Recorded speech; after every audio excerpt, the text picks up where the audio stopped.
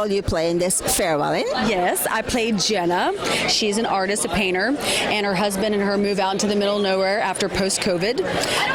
She deals with 3 miscarriages back to back. They're trying to start a family. She starts to kind of go into this like depression spiral, and her husband's like, "You're going to invite your best friend out." On her way out, her best friend overdoses, so she goes into a deeper like depression spiral, and you're kind of watching her slowly navigate that and kind of piece together why she did it.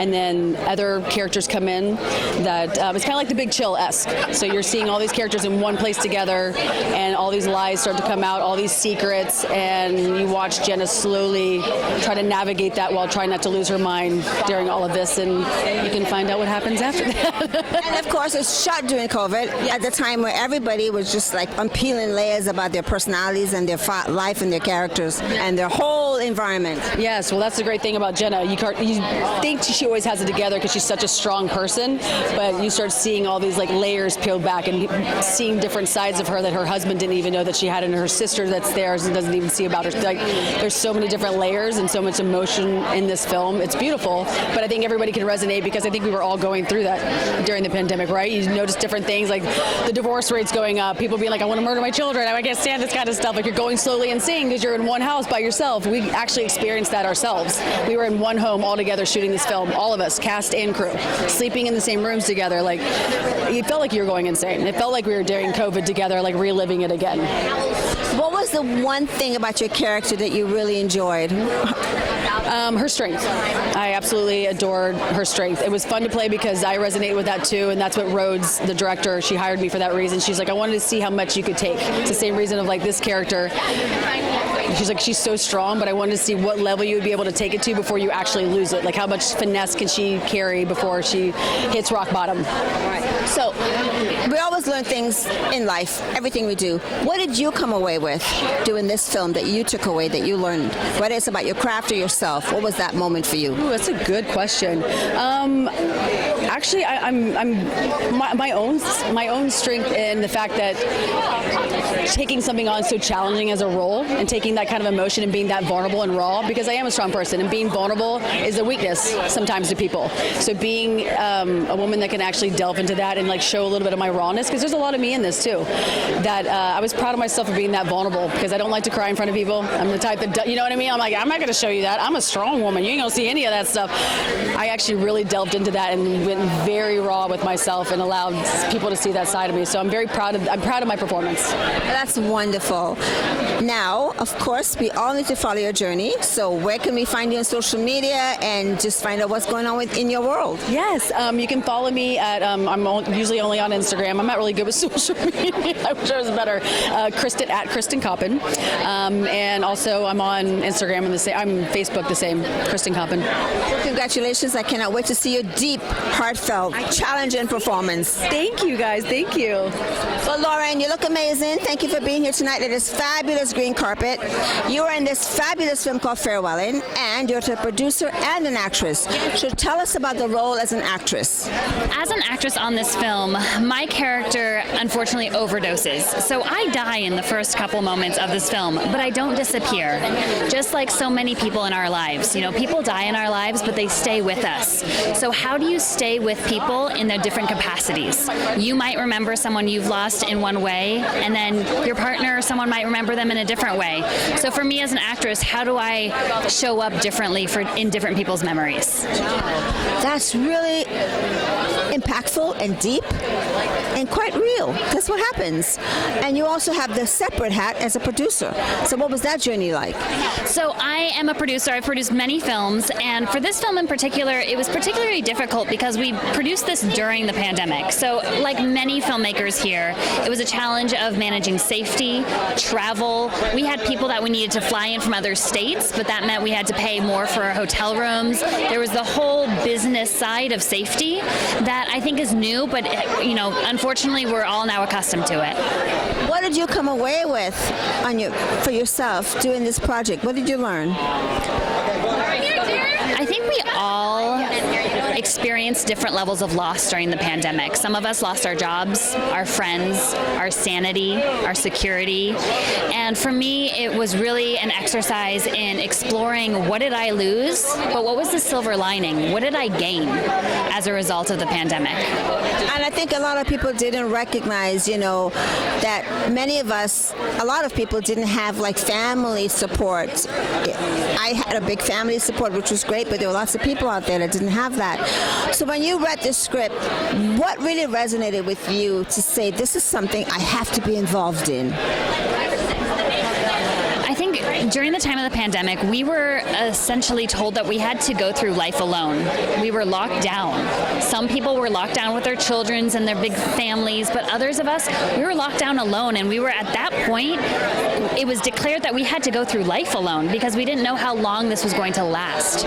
So for me, saying yes to the script, I didn't know if it would be the last movie I'd be able to make. So I think part of the lesson of the pandemic and of that time was inviting us to have a strong yes, because we don't know when our next opportunity is going to be. But I think the film sounds fascinating and just what we need to see right now. So how do people find out more about you? And for people who aren't here tonight, how can they follow the journey of the film? Sure. I'm very active on social media, so you can find me everywhere at Lauren Selman. And then the film in particular was produced by Unpaved Roads. So at Unpaved Roads, spelled R-O-D-E-S. Well, thank you so much for sharing your story with us. I cannot wait to see the film, and congratulations. Thank you so much. Rose, you are wearing many, many hats. Tell us how many hats you wore doing this film. 30. That's a lot, but that's good. Like any traditional woman would. You just put them all on and say, I got this, I got this. Anybody want to throw a backpack on too? So this project seems to be timely and impactful and heartfelt, at the same time challenging. What was it that drew you to the story? Sarah and I, my co-writer, really sat down and said, holy shit, during the pandemic. We felt like it had done to the 30-something-year-old what the Vietnam War had done to those who were raised in the 70s. And so when it came time to tell this story, we wanted to tell the emotional journey and the emotional impact. You had these people who were in their 30s, who were just starting to, get comfortable in their careers, who are having kids, who have mortgages, whose parents are hitting that age where it's like they're getting sick, they have to take care of them, and boom, the world gets shut down, and we're told, hey, this has never happened before, and we're really sorry, but we're gonna fuck you, And so we wanted to create that human experience. We made a movie during the pandemic, set during the pandemic, but we never reference masks. We never talk about quarantine. We never talk about COVID. We talk about the emotional loss and depression and over drinking and confusion and anger. All of the things that I think we were universally, collectively feeling. That makes sense, because you didn't have to reference COVID to get across the message of what that meant, that environment. And what role did you play in the film? Because you also acted in it. It's just a little guest star. You're good, Joy. You're really good. I played the trainer. So it's a button. I start the film off with the actress. I end the film, with the actress. So it's like a cameo. Well, it's an important cameo because every part matters in the filmmaking world. When you think back on doing this film and you think about the journey, what do you reflect when it comes to what you took away from this project on your own personal journey?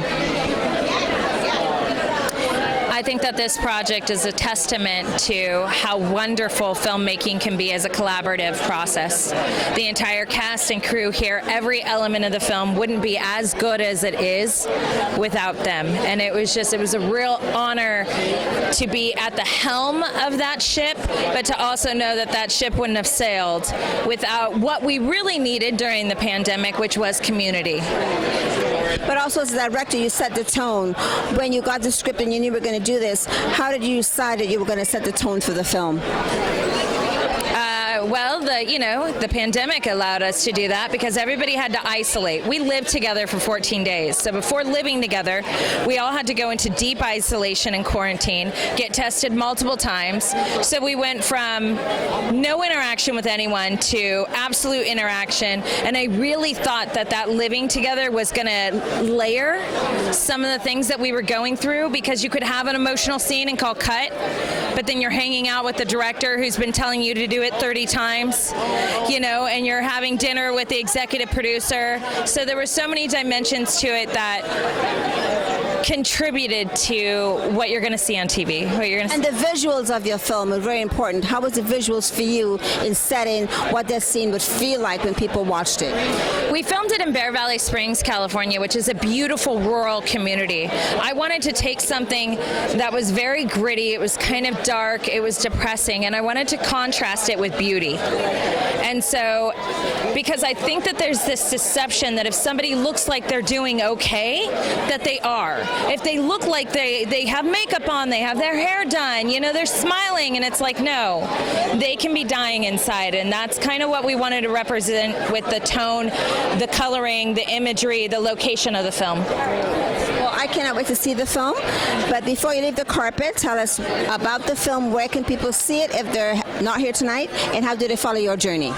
The best way to follow the film is Unpaved Roads. So that's roads like my name, RODES. We're on all social media platforms, TikTok, Instagram, Facebook. And we are hoping to get distribution so that you will know where to see it when we know where we'll see it. So that's it. Well, congratulations and have fun tonight. Thank you so much. So Rachel, tell us about the role you play in this really impactful film. Yes, it is a very impactful film. So there's a lot going on. It's during the pandemic. I play the main character's sister. So she's invited us all to her house after a big tragedy has happened. And I'm going to say that I may or may not be a little shady in the film. Like, I'm glad that you get to meet me now because it's going to go good. But afterwards, you're going to be like, I don't know if I like that girl very much. So we're going to see what's going to happen. So you guys filmed during a very stressful time. What was that experience like filming during the pandemic? Yeah, I mean, it was a reason I wanted to do this because you're so separated, and then to shoot it, we were so together. Like, we all lived together in the same house, we were sleeping in the same room, and you just like get so intimate with those kind of people, right? They become your family. And so even though like off screen, I'm so close with Cristen, who plays the lead, but on screen, she has to hate me and I have to hate her. And so I think in order to, hate somebody, there's got to be a lot of love in there. We all have a family member, sister, and we know what that feels like when you're like, I don't want to talk to you today. So yeah, we really created that. Well, as long as nobody snored at night when you were sleeping, that would have been a problem.